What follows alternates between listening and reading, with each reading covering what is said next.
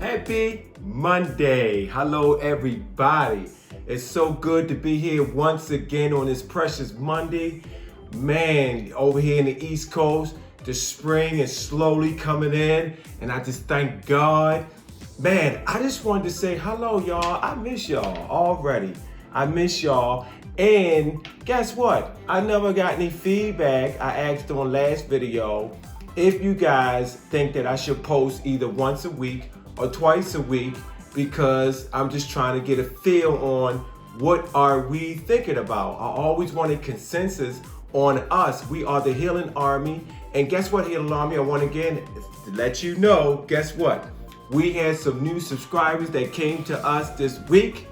So we have to get a hand clap for that. And I'd just like to thank the new subscribers. For those who are looking at this for the first time, just want to let you know, to your new subscribers, guess what? We refer to you as the Healing Army, because I know you've been healing in your own separate lives, but why not come together? Why not come together and become as a unified army to search out who? The missing fathers. We're not here to browbeat them or to beat them up or to talk about them. And just the opposite. We just want to uplift, encourage, and empower. So that's what we hear on this channel. If you find this information really helpful, please hit that subscribe button, bing, hit that notification bell, bing, and please share this information on your other platforms. What we're trying to do is get a virtual group so we can get all the men together, help them with their emotional healing, and so they can, resume their correct position as a father. So welcome, and I'm so glad to be here, so glad to be in the land of the living. Thank God. Hey, check this out. Since I got rid of that and got part of that, now got that over, I just want to let you guys know of the important topic for today. And today's topic is missing fathers' mute voice when it comes to abortion. Now, I had made a couple of videos a couple weeks ago talking about how missing father has a mute voice far as adoption, but now I want to carry it a little bit further to talk about how a missing father may have a mute voice when it comes to abortion. Now, let me make a disclaimer. There's always been a controversy in politics, in your personal homes, pillow talk or whatever, about whether a woman should have a baby, whether it be she pro-choice or pro-life. I'm not into that. That's up to you. I'm not here to state this in this video, whether a woman should have the right to do what she wants to do with her baby, or whether the government should intervene and say, no, we're against it. I don't know. That's up to you. That was going to go back and forth. That's been laws that change back and forth depending on the political conservatism or the government intervention philosophy. That's up to you. What I here to say is there are situations, listen to this, there are situations where the father is missing, not to the fault of his own, it's because the caretaker or the mother don't want him around. There are situations where she get impregnated and he's just not around because either she doesn't tell him, or when it comes to make this choice, if she wanted to make it, when it comes to that time to have the baby or not, she doesn't let him know. And that could be some emotional damage there, because there could be some heartache, there could be some disappointment that they experienced together when they were in a couple system.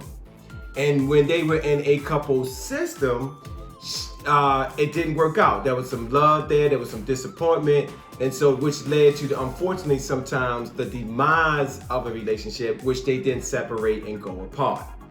Now, during this separation, there are some situations where she's impregnated and she doesn't know what to do, or not sure what to do in terms of having the offspring.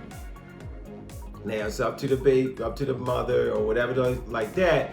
But she, because of the hurt feelings and the emotions, she kind of stay away from letting him know and giving him an opportunity to participate in the process of having a baby or not. So she just denying him the opportunity.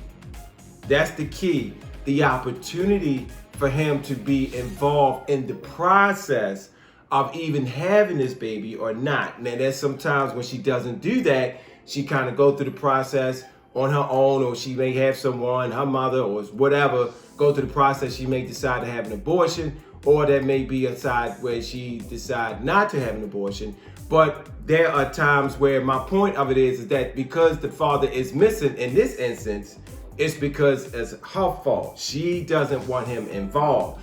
And most so often, all these videos I'm talking about when, because of it's the missing father's fault, the reason why he's not involved in his offspring, the reason why he's not involved in the process of rearing, the process of child development and growth. He's not there. Or if he's there physically, he's not there emotionally. He's not emotionally available to the offspring. So those are the things that we've been talking about so far, Healing Army.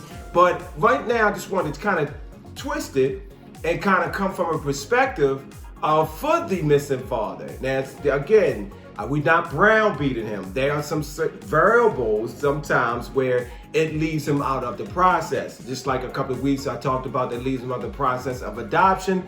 Now that also goes for an abortion. Now, that's going to tip where she decided to abort the baby. That is not only unfair to him, but for him not knowing, but also deny him the privilege of making such an enormous important decision. We're talking about, after all, guess what, y'all? A life. We're talking about a human life. That's nothing to be played with. We should value human beings over everything. And sometimes people value human beings not over everything. Sometimes they value their circumstances over the human being. Or sometimes they may value the money or material things over human beings. And so it's important that we must, that's what I'm here to do on this video today, is to advocate this for the missing father. We got to understand that we must involve him in the process from the beginning and to the end.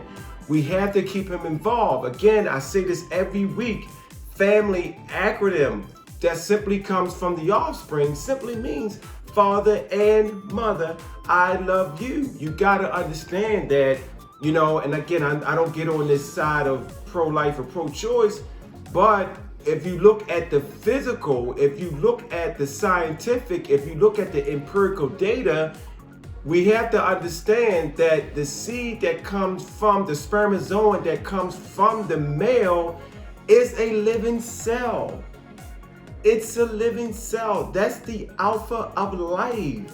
It's a living cell. It's not non-living, but it's a cell, an organism that is living. And so it takes two. It takes the male, it takes the female to come together to produce what we call a human life, everybody. And so the father and mother, at that point of the beginning of the process of life, needs to be involved in the process of the decision making. So that's what I wanted to come to you guys with today. The fathers having the mute voice of not being involved in the process of making such an enormous and very important decision. And sometimes, unfortunately, the missing father is out of the picture, not due to his fault, but because of the caretaker and the mother.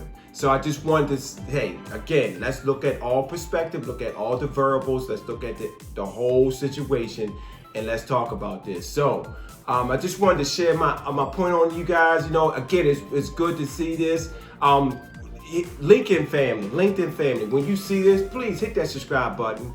Please, one more time, hit the subscribe button. You just gotta hit it.